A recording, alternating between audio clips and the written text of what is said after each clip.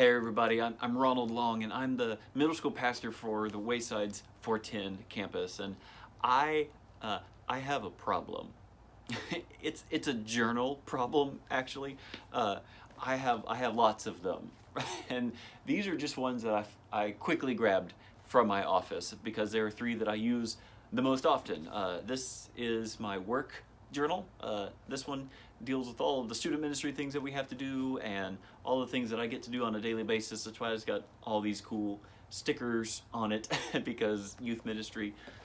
This one is my personal journal where I do my devotions and quiet times and write down prayer requests and things like that. Those go in here in this one. And then this white one is just for ideas and things that I come up with and want to remember and think about. This is my idea journal. The problem is I have even more than that.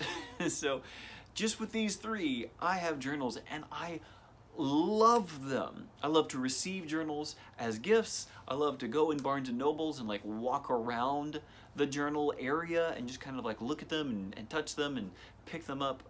I just have always loved journaling. Now I wish my handwriting actually looked as good as my love for journaling does, but it doesn't. So all of these journals are filled with my chicken scratch.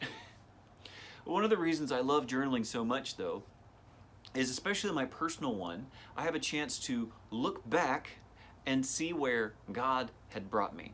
And I don't know about you, but for a certain season I got out of the habit of journaling and thought, oh man, I need to get back into putting my quiet times down in my journal and my prayer requests down in my journal. And so I opened it. And when I did, I actually saw that the last time I had written down a journal entry, I was actually having a really difficult time. And reading back through, I saw all the difficult seasons that I was going through and what was happening there, and then went, oh, well, God has brought me from this time to now. I feel like I'm actually doing a lot better than where I was when I wrote that last journal entry. In fact, there's a time as well in 1 Samuel chapter 7 when Samuel is going around and they are getting ready for a battle against the Philippines. And what Samuel does is he says, hey, the ark of the Lord has been in Mizpah for over 20 years, and Israel wanted it back. And so Samuel said, what you need to do then is to fully dedicate yourselves to God, get rid of all these other false idols, and then let's go and face the Philistines. And when they did, God actually helped them defeat the Philistines to where it wasn't just Israel getting all ready and prepared, it was that God was there. And in that same passage in 1 Samuel chapter 7, it says, after the battle happened, verse 12 says this, afterward, Samuel took a stone and set it upright between Mizpah and Shin, and he named it Ebenezer, explaining, the Lord has helped us to this point. You might be familiar with the song that goes, here I raise my Ebenezer, hither by thy help I'm come. It's one of those Bible words that maybe needs some explaining.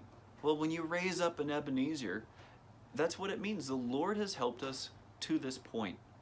The reason I love journaling is I get to see where God has been helping me along the journey. Maybe you need to raise up an Ebenezer today. And that might be a journal. It might be something you actually physically put up or do in your house, maybe a painting or a rock to remind yourself that, no, God has been faithful to me. He's been here with me. And I want to set this as an Ebenezer, a reminder of God's faithful love to me. I invite you to read the rest of the story in 1 Samuel chapter 7 and to listen to the song that I mentioned as well.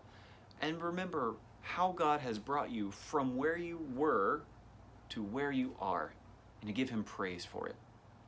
I pray that you would, and I look forward to seeing you soon.